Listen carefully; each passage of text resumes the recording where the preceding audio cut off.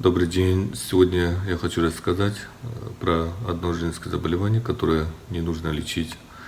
Общая тибетская медицина все заболевания делит на 4 группы.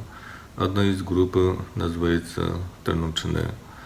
Это относится к группе заболеваний, которые излечивают иммунную систему самого человека. Если это тибетское слово переводить по имени тексту на русском, то получается болезнь фокус. Все знаете, фокус означает то, что происходит, и то, что показывается, это все неправда. Вот и человеческий организм также может показывать некоторые заболевания, как фокус. Древние тибетские ученые 400 с лишним заболеваний выключили именно в эту группу заболеваний фокус.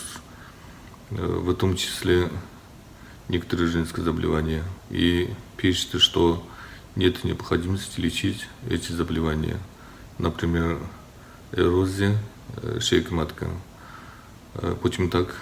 Потому что эрозия шейки матки считается нормальным физиологическое состояние женщины. Обычно у женщины после 40 эта болезнь проходит само собой, без лечения. Тем более каждая вторая женщина в мире сталкивается с этими заболеваниями.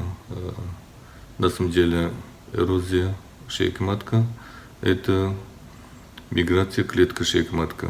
То есть клетка ткани из внутренней шейки матки мигрирует наружу шейки матки. Конечно, цвет внешний и внутренний шейки матки отличается. Это как будто вывернул губы наружу. Когда смотришь, красновато, страшновато. Но если мазок чисто, без онкоцитологии, то это ничем не грозит вашему здоровью. Поэтому не нужно лечить, не надо прижигать. Просто нужно наблюдать у врача. Так как после прижигания может произойти сужение шейки матки. Дефект шейки матки по-тибетски называется некачпа. Это одна из причин бесплодия.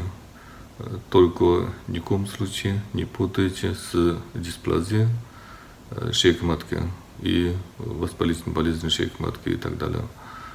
Конечно, эти заболевания не являются эрозией шейки матки. Их нужно лечить. В современной науке эрозия шейки матки называется эктопия. Также она не включена в международную классификацию болезни.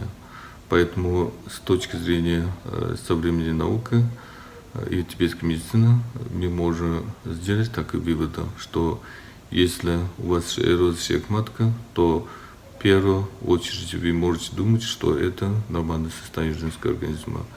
Поэтому не нужно прижигать. Вы можете просто наблюдать у врача. Этого достаточно. Спасибо за внимание.